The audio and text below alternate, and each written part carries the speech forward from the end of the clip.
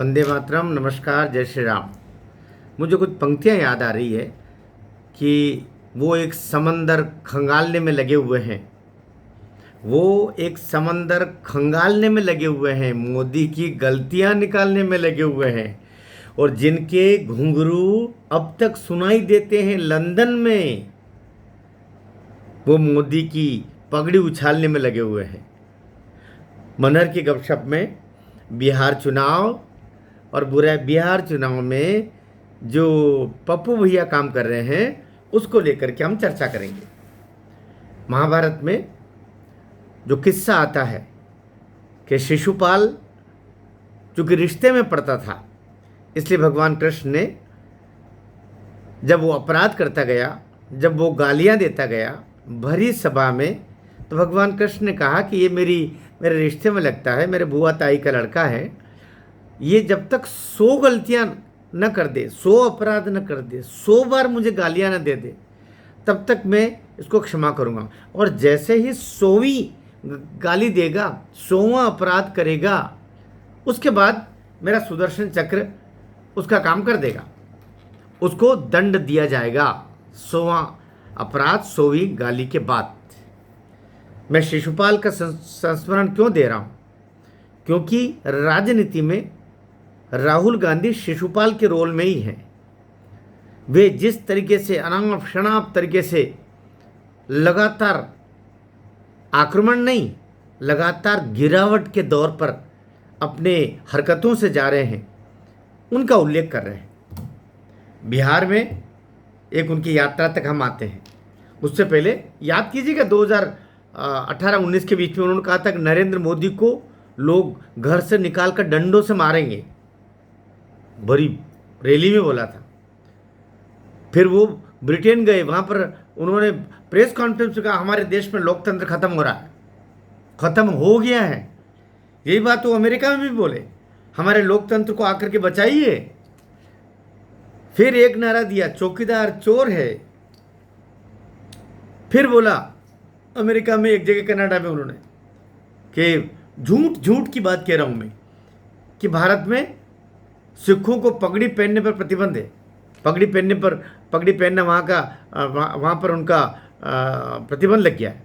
सरासर झूठ। फिर देख गया, प्रजातंत्र की रक्षा करना मेरा काम नहीं।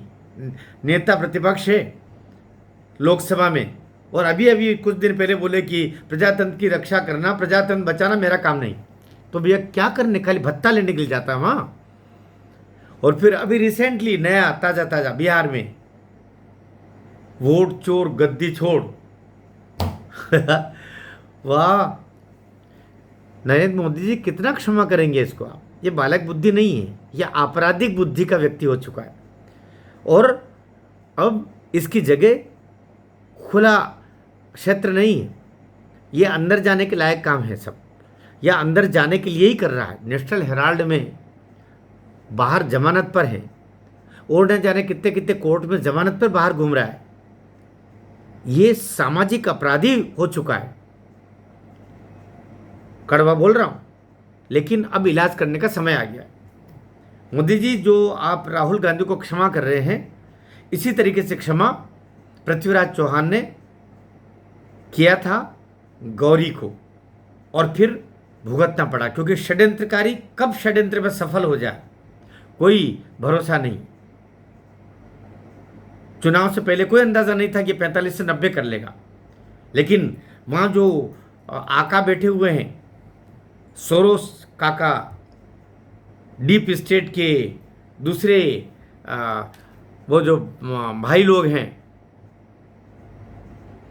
ये शिक्षा दे रहे हैं। वो केवल शिक्षा ही नहीं देते, पैसा भी देते, डॉलर्स में देते, यहाँ बंटवा रहे हैं।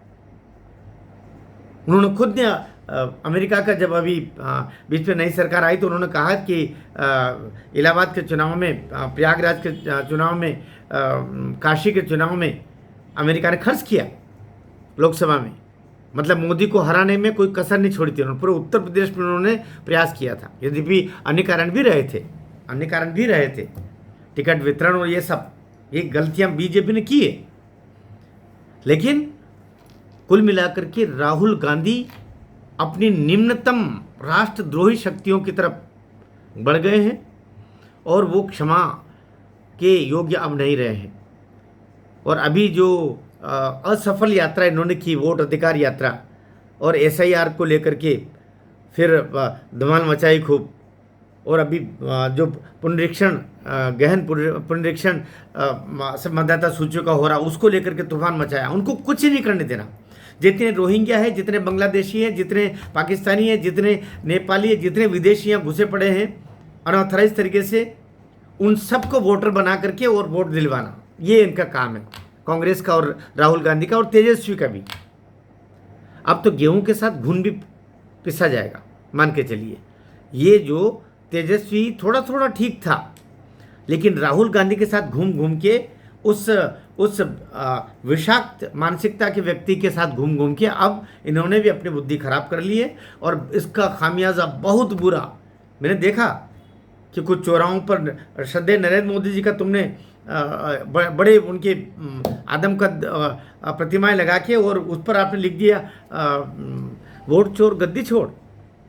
ये बहुत भारी पड़ेगा। कांग्रेस की जमानतें जब्त होगी, आरजेडी की जमानतें जब्त होगी, और वो वोट चोर बोलता है। बताइए, मैंने तो मैं खुद जब बिहार के कवि सम्मेलनों में जाया करता था तो वहाँ पर तो ऐसे ऐसे ऐसे लोग रहे हैं जो पूरी पेटी उठा के ले जाते थे। पहले पेटी के ज़माने थे ठप्पा, और पेटी की पेटी उठा करके उम्मीदवार इधर से उधर भाग जाया करते थे। तो जब पेटियां उठा के ले जाते थे, अब उन्होंने पहले तो उन्होंने शुरू किया कि ईवीएम में गड़बड़ी। अब ईवीएम का सुप्रीम कोर्ट ने 4-4 दफे कह दिया कि इनमें कोई गड़बड़ी नहीं भाई, सब सही है। तो क्या करें अब, वोट चोर। और काहे का वोट चोर, कुछ तो भी। तो सारे मुद्दे सिरे से खत्म होते जा रहे हैं, और राजनीति में मुद्दा काम करता है। मुद्दा विपक्ष के पास कुछ भी नहीं है। अब भी मैं कहता हूं, मुद्दा अगर कहीं है बिहार में तो खुद नीतीश कुमार एक मुद्दा है, और भारतीय जनता पार्टी भी यहाँ एक चूक कर रही है कि कोई भी ढंग का नेता वो अपनी तैयार नहीं कर पाए सुशील मोदी के बाद से। ये जो आपके सम्राट चौधरी वगैरह वगैरह हैं, लेकिन वो पूर्ति नहीं हो पा रही है। सम्राट चौधरी भी आए तो दूसरे दल से ही, आपके अपनी जड़ से निकला हुआ, आप संघ बीजेपी के संगठन से निकले हुए नेता को क्यों ऊपर तक नहीं ले जा पा रहे हो? एक सांगठनिक कमी तो है, और इसका खामियाजा नुकसान कौन उठाएगा? बीजेपी उठाएगी। जनता दल भी एक हद तक उठा लेगा। जनता दल नहीं, आपका आरजेडी, राष्ट्रीय जनता दल, वो इसलिए उठा लेगा कि नेतृत्व में नीतीश कुमार के नाम पर वोट नहीं मिलेंगे। इतनी ये कटु सत्य समझ लीजिए, कुछ सच्चाई भी सुन लीजिए। बीजेपी वालों, सच्चाई सुन लीजिए कि नीतीश कुमार के नाम पर वोट नहीं मिलेंगे। नीतीश कुमार के जितने वोट हैं, माना कि धवल छवि है, सुशासन बाबू सब कुछ है, लेकिन अब नहीं, अब उनकी स्मृति काम नहीं कर रही है। भूल जाते हैं, कुछ की कुछ हरकतें करने लगते हैं। विधानसभा में महिलाओं के लिए कुछ तो भी उनके मुंह से निकल जाता है, उनको ध्यान ही नहीं रहता वो क्या बोल रहे हैं। इसका नुकसान उठाना पड़ेगा, बीजेपी को भी उठाना पड़ेगा, क्योंकि आपको अभी उससे मुक्ति नहीं है। लेकिन आप वैकल्पिक रूप से कोई नेतृत्व तैयार करो। आप मोदी जी के नाम पे वोट मांगोगे, बात वैसी बनेगी नहीं। कुछ लोगों को खट गई मेरी बात भी भाई, लेकिन सही बात पे तो मुझे बोलना पड़ेगा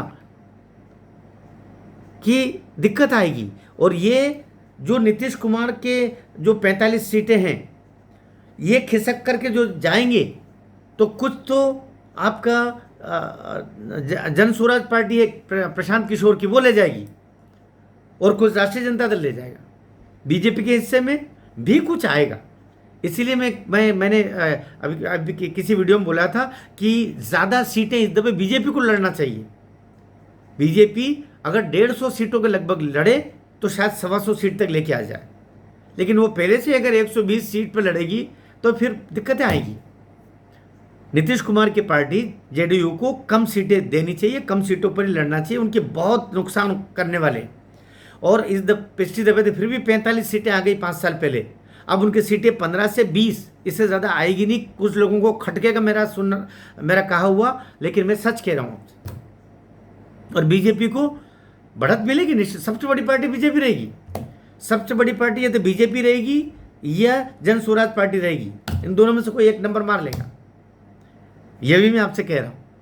एक वीडियो कल पूरे बिहार चुनाव पर नया बनाने वाला हूँ, वो आप ज़रूर सुनिएगा। अभी मैं सोचता हूँ कि राहुल गांधी को क्षमा करने की जो सीमाएं थी मोदी जी, वो ख़त्म हो गई है। ये दुष्टता की सीमा तक चला गया है, अपराध वृत्ति में चला गया है और ये राष्ट्र के लिए खतरनाक बन गया है। इस व्यक्ति को कोई कानूनी कार्रवाई या जितनी भी जमानतों पे सब जमानतें खत्म करके इसको अरेस्ट करके अंदर डालो, राष्ट्र का भला इसमें होगा। ये नेता नहीं है, ये नायक नहीं है, वो नायक नहीं खलनायक हूं मैं। वो उस तरीके के संजय दत्त का दूसरा रूप हो गया। कुछ इलाज करना बहुत ज़रूरी है। मोदी जी क्षमा मत करो, ये भारी पड़ेगा। भारत माता की जय।